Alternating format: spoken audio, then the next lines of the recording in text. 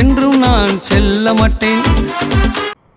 அன்பான என் உறவுகளே, என் தாய் தகப்பனே, என் சகோதர சகோதரிகளே, என் பேர பேத்திகளே, உங்கள் யாவரையும் ஆண்டவரும் இரட்சகருமாகிய இயேசுவின் நாமத்தினால் அன்பின் வாழ்த்துக்களை சொல்லி உங்களை வரவேற்கிறேன். உங்கள் ஒவ்வொருவரையும் தேவன் அதிகமாக அவர் ஆசீர்வதிப்பாராக. அல்லேலூயா. இன்னைக்கு நீ நானும் உயிரோடு இருப்பதற்கு ஒரு மிகப்பெரிய காரணம் பரிசுத்தமான இந்த தேவனுடைய வார்த்தை. இந்த வார்த்தையை நம்ம நம்புகிறோம், இந்த வசனங்களை நம்ம நம்புகிறோம். அவர் வார்த்தை தான் நமக்கு ஜீவனும் உயிர் நாடியுமாக இருக்குது. அந்த வார்த்தையின் மேலே தேவன் நமக்கு அதிகாரத்தை கொடுத்திருக்கிறார். அந்த வார்த்தையின் மேலே தேவன் நமக்கு பலனையும் தைரியத்தையும் கொடுத்திருக்கிறார். அந்த வார்த்தைகளை கொண்டு தேவன் பலமான காரியங்களை செய்ய விரும்புகிறார்.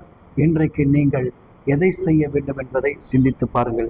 சங்கீதம் 119 அதிகாரத்தில் இவ்விதமாக சொல்லுகிறது. 77வது வசனம், நான் பிழைத்திருக்கும்படி உமது இரக்கங்கள் எனக்கு கிடைப்பதற்கு உம்முடைய வேதம் என் மனமகிழ்ச்சியாக இருக்கிறது. நான் பிழைத்திருக்கும்படி உமது இரக்கம் எனக்கு கிடைக்கும்படி, நான் இந்த உலகத்துல வாழணும், என் குடும்பத்துல வாழணும், நான் ஊழியங்கள் செய்யணும், பிறருக்கு முன்பாக நல்லது நான் செய்யணும் அப்படின்னா, நான் பிழைக்க வேண்டும்னா எனக்கு நீங்க இரக்கம் கொடுக்க வேண்டும். அந்த இரக்கம் எப்படி இருக்குன்னா அப்படி வேதத்தின் மூலமாக நமக்கு கிடைக்கிறது. அவருடைய வசனங்கள், சத்தியத்தை அறிவீர்கள், சத்தியம்தான் உங்களை விடுதலையாக்கும் என்று சொல்லி நமக்கு அழகாக பைபிள் கற்றுக் கொடுக்கிறது.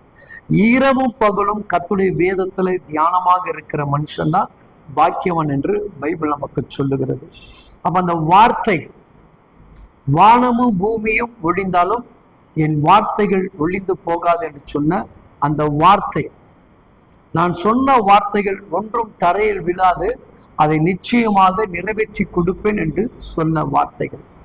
அந்த வசனம், என் வாயிலிருந்து புறப்படக்கூடிய என் வார்த்தைகள் வெறுமையாக திரும்பாது, நான் சொன்னதை செய்கிற அளவுக்கு அந்த வார்த்தையை நமக்குள்ள வச்சு நம்ம நிறைவேற்றுகிறார்.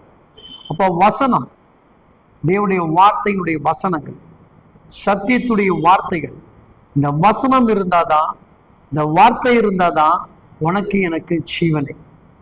அதான் பேதுரு சொல்லுவார், நாங்கள் யாரிடத்தில் ஆண்டவரை போவோம், உம்மிடத்தில் அல்லவா ஜீவனுள்ள வார்த்தை உண்டு. ஆமென். இந்த வார்த்தை, நான் பிழைப்பது, நான் நிர்மூலமாகாது இருப்பது கர்த்தருடைய சுத்த கிருபையுடைய வார்த்தை. இப்படி வசனம் இல்லைன்னு வச்சுங்களேன், நம்மளாம் ஒண்ணுமே கிடையாது. ஏதோ ஒரு வகையில தேவ வார்த்தை நம்ம தினம் கேட்டுக்கிட்டே இருக்கிறோம் இல்லையா?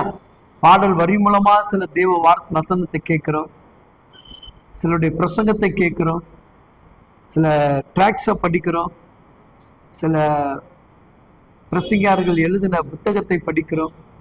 ஏதோ ஒரு வகையில அவருடைய வார்த்தை என்ன பண்ணுதுங்க, அனுதினம் நமக்கு பிழைப்பு விட்டு கொண்டே இருக்கு.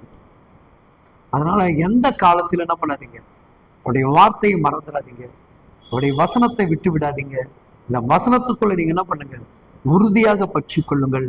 அவருடைய வார்த்தை தானே பண்ணுங்க உயிர்ப்பிக்கும். அதிலே இன்னொரு அழகாக சொல்லப்படுகிறது. சங்கீதம் 119 அதிகாரத்துல அழகாக இந்த வசனம் சொல்லுது பாருங்க, கர்த்தருக்கு பிரியமானவர்களே, அவருடைய வார்த்தை நம்மளை எப்படி நடத்துகிறதா? 97, உமது வேதத்தை நான் எவ்வளவாக பிரியமாக இருக்கிறேனோ நாள் முழுதும் அது எனக்கு தியானமாக இருக்கிறது. மகிழ்ச்சி. உடைய வசனம் என்ன பண்ணுது? மகிழ்ச்சி. உம்முடைய வார்த்தை என் நாவுக்கு எவ்வளவு இனிமையாக இருக்கிறது, உங்களுடைய வசனங்கள் என் கால்களுக்கு தீபமாக இருக்கிறது. அப்போ இந்த பரிசுத்தமான இந்த வேதம் இல்லைன்னா ஒண்ணுமே கிடையாது. ஜீவனும் உயிரும் எல்லாமே இந்த வேதம் தான். இந்த வேதத்தை மறந்துடாதீங்க, படிங்க. உங்க வாழ்க்கை உயரும், உங்க சூழ்நிலை மாறும். சத்திய வசனத்துக்கு அதிகமாக முக்கியத்துவம் கொடுங்க. கர்த்தர் கிரியை செய்வார். God bless you.